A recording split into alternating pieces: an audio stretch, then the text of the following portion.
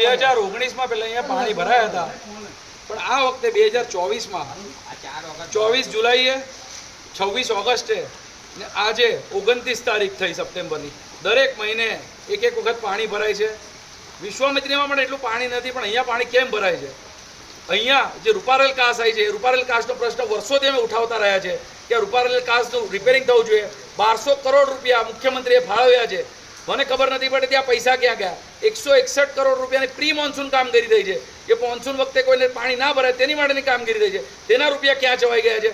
અમે અમારો ટેક્સ આપીએ છીએ, અમારા જનતા એનો પોતાનો ટેક્સ આપે છે, સરકારને જીએસટી રૂપે પૈસા આપીએ છીએ, પરંતુ એ સરકાર જીએસટી રૂપે જે પૈસા લે છે એનો વ્યય થઈ રહ્યો છે.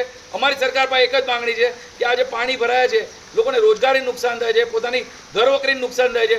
દરેક જગ્યાએ હાલત પરિસ્થિતિ ખરાબ છે.